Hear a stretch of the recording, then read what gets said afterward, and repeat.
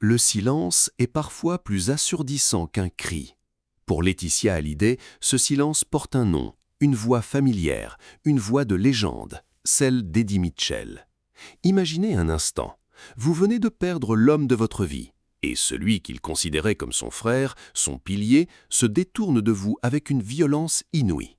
Pourquoi tant de haine ? Que s'est-il réellement passé derrière les portes closes de Marne-la-Coquette et dans le secret des coulisses de la tournée des Vieilles Canailles ? Alors qu'elle s'apprête à franchir le cap symbolique des 50 ans, la veuve du taulier a décidé de rompre le silence sur cette trahison qui la hante. Ce n'est pas seulement une querelle d'héritage, c'est l'histoire d'un pacte rompu. Eddie Mitchell n'a jamais été un simple spectateur de la vie des Hallyday. Il était là, à chaque étape, témoin des excès, des rires et des larmes. Mais depuis ce funeste mois de décembre 2017, le ton a changé. Mitchell, le parrain de Laura Smet, a choisi son camp sans l'ombre d'une hésitation. Mais saviez-vous qu'au-delà des déclarations publiques acerbes, il existe une blessure bien plus profonde que Laetitia n'avait jamais osé évoquer jusqu'ici ? Elle parle aujourd'hui d'un sentiment d'abandon total, d'une exclusion orchestrée. Pourquoi Eddie Mitchell a-t-il refusé de participer à tous les hommages officiels ? Pourquoi a-t-il qualifié certaines initiatives de Laetitia de mascarade ? La tension est montée d'un cran lorsque le chanteur a déclaré haut et fort qu'il n'avait rien à faire des statues et des musées dédiés à son ami. Pour Laetitia, c'était le coup de grâce. Elle, qui pensait que le clan resterait soudé autour de la mémoire de Johnny, a vu son monde s'effondrer sous le poids des critiques de celui qu'on appelle « schmoll ». Dans ce climat de guerre froide, les révélations de Laetitia jettent une lumière crue sur les coulisses du deuil le plus médiatisé de France. Elle raconte l'impossibilité de dialoguer, les messages restés sans réponse, et cette impression d'être devenue l'intruse dans sa propre vie.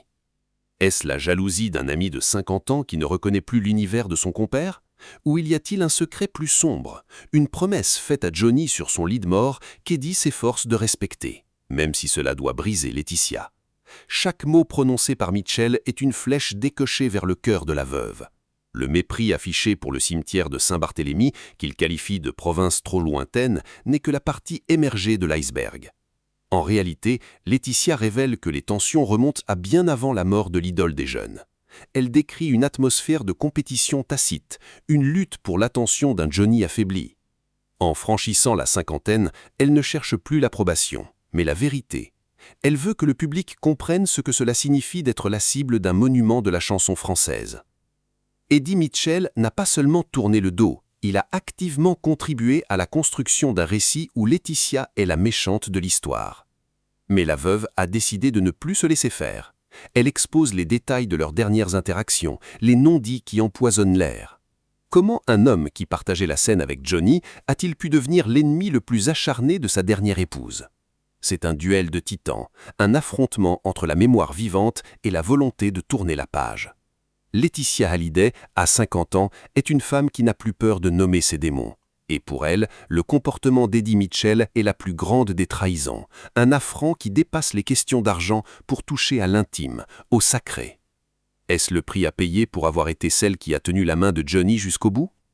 Le public reste divisé, mais une chose est sûre, le voile se lève sur une facette méconnue de cette saga familiale sans fin. Derrière les paillettes et les projecteurs, la réalité est faite de larmes et de ressentiments profonds. Laetitia n'attend plus de réconciliation. Elle demande justice pour sa douleur.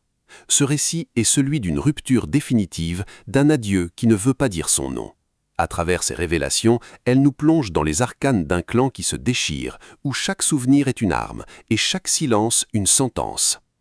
Eddie Mitchell restera-t-il sur ses positions ou le poids de ces révélations le poussera-t-il à sortir de sa réserve ? Le mystère demeure, mais la parole de Laetitia, elle, est désormais libérée, traçant une ligne de démarcation nette entre le passé glorieux et une nouvelle vie marquée par l'amertume des regrets. Laetitia évoque même des moments où, en privé, les mots d'Eddie auraient été bien plus durs que ceux rapportés par la presse, remettant en question même la légitimité de son amour pour Johnny.